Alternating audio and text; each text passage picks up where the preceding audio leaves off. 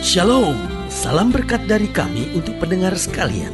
Saat ini pendengar akan diberkati dengan program Hari Ini Harinya Tuhan bagian yang ke-8. Sebuah program rohani tentang doktrin Alkitab yang menolong kita untuk semakin tertanam dalam kebenaran firman dan bertumbuh dalam kemuliaan. Bersama hambanya, Pendeta Gilbert Lumendo, STH. Banyak orang merasa doktrin Alkitab sebagai sesuatu yang membingungkan. Tetapi tahukah saudara bahwa doktrin Alkitab intinya adalah memahami Alkitab dengan benar, dengan pemahaman yang sistematis, sehingga kita terus dapat tertanam di dalam kebenaran firman, sehingga kita terus bertumbuh di dalam kemuliaan Allah. Buka hati saudara sekalian untuk menerima berkat-berkat firman-Nya hari ini. Kalau ada sebuah pertanyaan, apa sebetulnya yang paling diharapkan oleh setiap orang? Maka saya percaya jawabannya sebetulnya sama, yaitu memiliki hati yang tenang. Karena orang bisa saja punya harta banyak, tapi kalau jiwanya gak tenang, akhirnya pun gak ada artinya. Buat apa orang punya harta banyak tapi sakit-sakitan? Buat apa orang punya harta banyak tapi akhirnya hidupnya gelisah? Ada banyak orang kaya akhirnya harus minum obat tidur. Sampai kalau saudara perhatikan, hiburan-hiburan sekarang kebanyakan mengarah kepada back to the nature, kembali kepada alam. Ada banyak hotel-hotel mewah yang harganya mahal. Tapi kalau saudara lihat, di dalamnya itu dibentuk sedemikian rupa sampai kesannya seperti kayak kita ada di tengah-tengah hutan, di tengah-tengah alam. Kenapa? Karena orang akhirnya kembali membutuhkan ketenangan. Akhirnya dibuat seperti burung-burung berkicau, dibuat seperti ada taman yang besar, dibuat seperti kayak dekat dengan alam. Dan semuanya kalau kita mau jujur, orang sedang begitu tertekan dengan tanggung jawab, tertekan dengan begitu banyaknya tugas-tugas, dan akhirnya manusia kembali menyadari bahwa inti hidup ini yaitu memiliki hati yang tenang. Saudaraku yang kasih dalam Tuhan, suami saudara boleh saja gagah, kaya, tapi kalau nggak ada ketenangan apa artinya? Istri saudara boleh saja cantik, pintar, apapun lah yang diharapkan dari seorang wanita. Tapi saudaraku yang kasih dalam Tuhan, jawaban saya sederhana. Kalau hati saudara nggak tenang, istri saudara juga akhirnya berselingkuh, akhirnya istri saudara juga nggak bisa dipercaya. Saudaraku yang kasih dalam Tuhan, akhirnya saudara pikir, buat apalah punya istri cantik, buat apalah punya suami gagah, kalau hidup rumah tangga kami nggak pernah bisa tenang. Nah, saudaraku yang kasih dalam Tuhan, ini yang saya percaya, Allah janjikan ketenangan. Makanya Daud dengan tenang berkata, hanya dekat Allah saja aku meraih ketenangan. Haleluya. Selamat datang dalam program kita Hari Ini Harinya Tuhan, sebuah program rohani yang mengingatkan kepada kita betapa pentingnya kita menjadikan firman Tuhan sebagai dasar keseharian hidup kita. Karena selama kita jadikan firman Tuhan sebagai dasar keseharian hidup kita, maka langkah-langkah kita selalu berjalan dalam kemenangan, kepastian, dan mujizat. Haleluya. Dan dalam program ini kita sedang membahas tentang hati yang tidak merasa tenang. Jadi Paulus dalam salah satu perikop suratnya dia berkata, hatiku tidak merasa tenang. Nah, saudaraku yang kasih dalam Tuhan, hati yang tidak merasa tenang ini ada dua hal. Yang pertama, bisa terjadi hati tidak tenang karena dosa. Tapi bisa juga yang terjadi yang kedua, bahwa hati tidak merasa tenang karena ada sesuatu yang sedang Tuhan pesankan, ada sesuatu yang sebetulnya Tuhan mau sampaikan, ada sesuatu yang Tuhan mau bicarakan, sehingga dia tidak tenang. Sampai apa? Sampai yang ngerti apa sebetulnya yang Tuhan maksudkan dalam kehidupannya. Nah, dalam 2 Korintus pasal 2, ayat 12 sampai 17, dalam 2 Korintus pasal 2 ayat 12 sampai 17, demikian firman Tuhan. Ketika aku tiba di Troas untuk memberitakan Injil Kristus, aku dapati bahwa Tuhan telah membuka jalan untuk pekerjaan di sana, tetapi hatiku tidak merasa tenang. Jadi saudara lihat di sini ya, ada pekerjaan Tuhan yang mulai dibuka, tetapi hatiku tidak merasa tenang karena aku tidak menjumpai saudaraku Titus. Sebab itu aku minta diri dan berangkat ke Makedonia. Ayat 14. Tetapi syukur bagi Allah yang dalam Kristus selalu membawa kami di dalam jalan kemenangannya. Dengan perantaran kami, ia menyebarkan keharuman pengenalan akan Dia di mana-mana. Sebab bagi Allah kami adalah bau yang harum dari Kristus di tengah-tengah mereka yang diselamatkan dan di antara mereka yang binasa. Bagi yang terakhir kami adalah bau kematian yang mematikan, dan bagi yang pertama bau kehidupan yang menghidupkan. Tetapi siapakah yang sanggup menunaikan tugas yang demikian? Sebab Kami tidak sama dengan banyak orang lain yang mencari keuntungan dari firman Allah. Sebaliknya dalam Kristus kami berbicara sebagaimana mestinya dengan maksud-maksud murni atas perintah Allah dan di hadapannya. Nah, saudaraku yang kasih dalam Tuhan, jadi dari sini kita bisa perhatikan bahwa Paulus sedang bicara tentang ada pekerjaan yang Tuhan buka. Tetapi hatiku tidak merasa tenang. Apa ini sebetulnya? Nah, saudaraku yang kasih dalam Tuhan, dari ayat bacaan ini saya bisa pelajari bahwa jika hati kita sedang tidak tenang, apa yang harus kita buat? Ini yang paling penting. Yang pertama saya pelajari, coba saya lihat ayat yang ke-12 sampai ayat yang ke-13 dikatakan, ketika aku tiba di Troas untuk memberitakan Injil Kristus, aku dapati bahwa Tuhan telah membuka jalan untuk pekerjaan di sana. Tetapi hatiku tidak merasa tenang karena aku tidak menjumpai saudaraku Titus. Sebab itu aku minta diri dan berangkat ke Makedonia. Berarti yang pertama, jika hati kita tidak tenang, yang pertama, kita harus mengambil keputusan dengan tepat. Jangan ikuti suasana hati kita, karena waktu hati kita tidak tenang biasanya ada sesuatu. Yang pertama bisa terjadi ada salah yang kita harus perbaiki.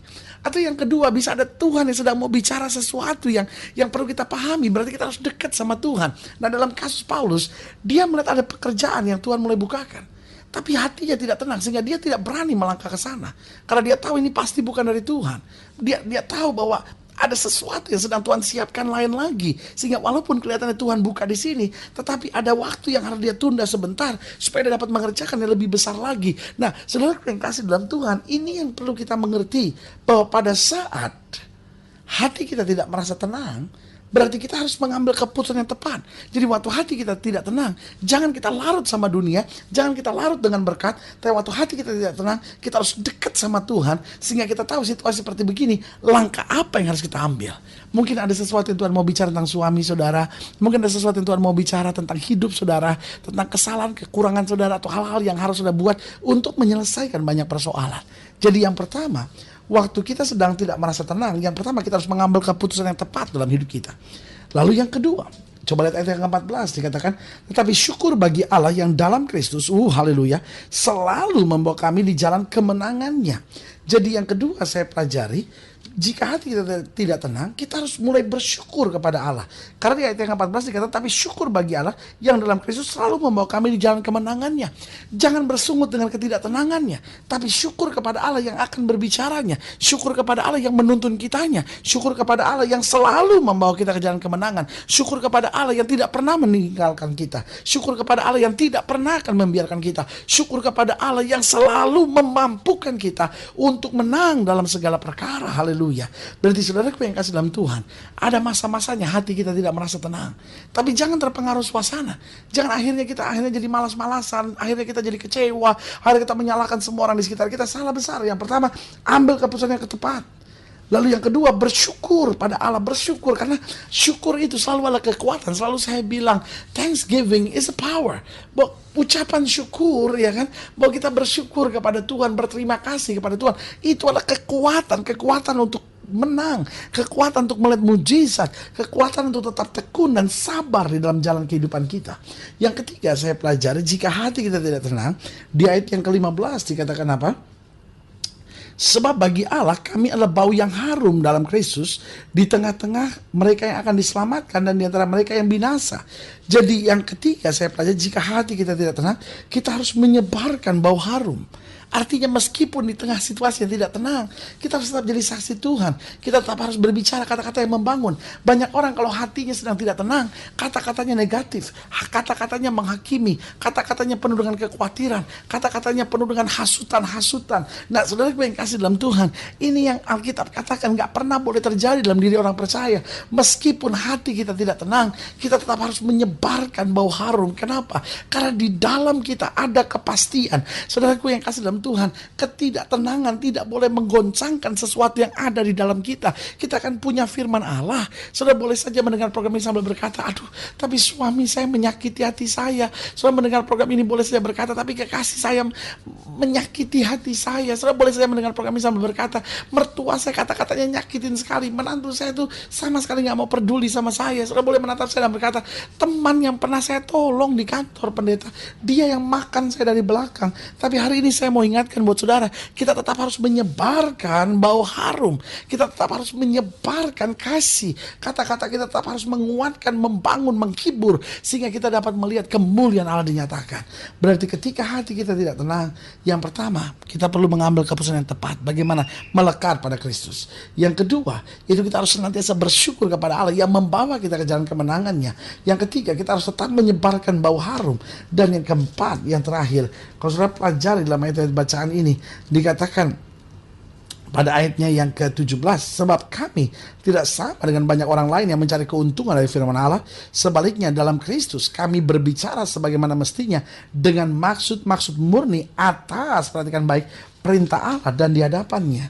Berarti yang keempat, yang terakhir, waktu hati kita sedang tidak merasa tenang, kita tetap harus setia pada perintah-perintah Allah. Saudaraku yang kasih dalam Tuhan, banyak orang ketika hatinya tidak tenang, dia merasa wajar kalau dia melanggar firman Tuhan. Ya, bukan apa-apa sih, habis hati saya tidak tenang sih. Ada banyak orang yang berpikir kalau dia lari ke diskotik, dia minum alkohol, itu normal. Kenapa? Aduh, hati saya nggak tenang, saya baru diputusin pacar saya misalnya, saya nggak kuat gini.